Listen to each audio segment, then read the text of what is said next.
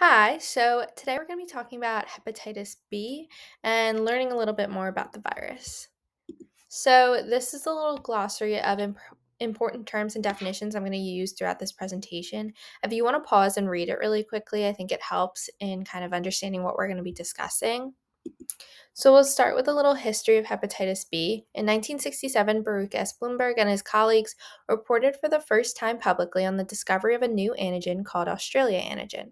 In the following years, this would become the first specific marker for viral hepatitis, and afterwards, Hep B became a big factor in the development of modern virus diagnostics and vaccines. So, what is this virus and how does it spread? Well, hepatitis B is an infectious disease which causes hepatitis B virus.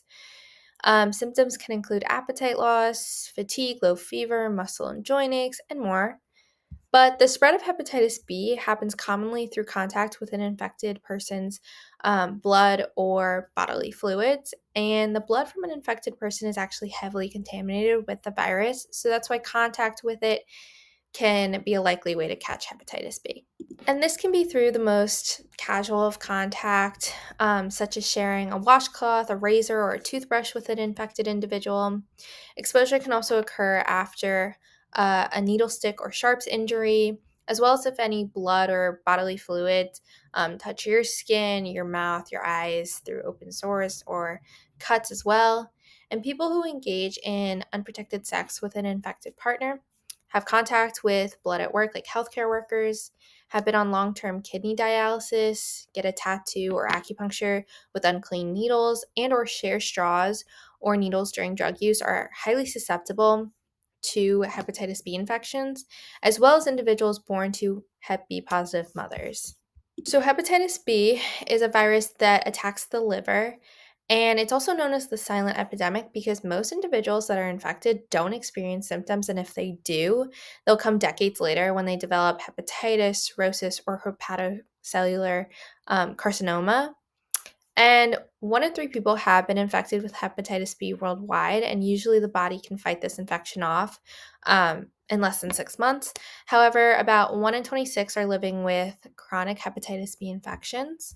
Unfortunately, worldwide and yearly, about 900,000 people pass away from hepatitis, um, and about 2,000 of those deaths occur in the United States.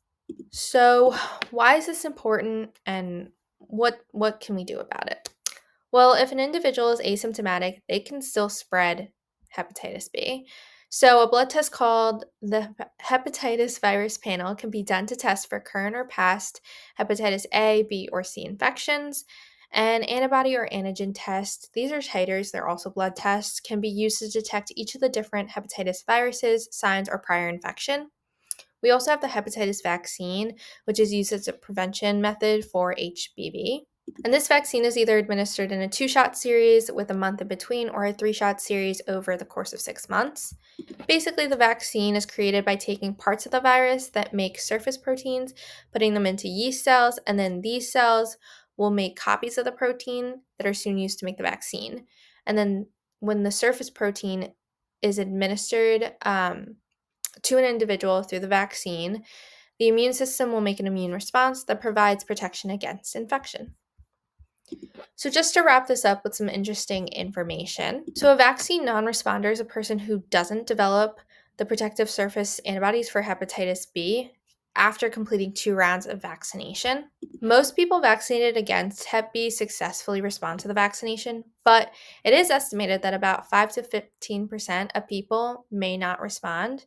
And those who don't respond to the first series have about a 30 to 50% chance of responding to the second series. And then just to tell my own story that relates to hepatitis B. So I'm going into my first year of a nursing program, and part of our vaccine compliance requirements was to get a hepatitis B titer done. So I got my titer done, and I figured that it was just kind of common sense that since we all had to get the vaccine when we were younger for school, that I'd have the antibodies in me, that it was just kind of a given. But these are actually my results from my titer. And as you can see, I don't have the immunity for Hep B. And I learned that it's actually more common than you would think, that people just don't develop the antibodies for Hep B. It's not really an uncommon thing. So basically, I'll be redoing the whole 3-shot series because it's important when you're dealing with patients in such close contact in the hospital to obviously keep everyone safe and keep yourself safe. And then in 6 months, I'll have the titer redone, and hopefully I'll have the antibodies or the immunity to hepatitis B. So that's all I have today. I hope you learned something, and thanks for watching.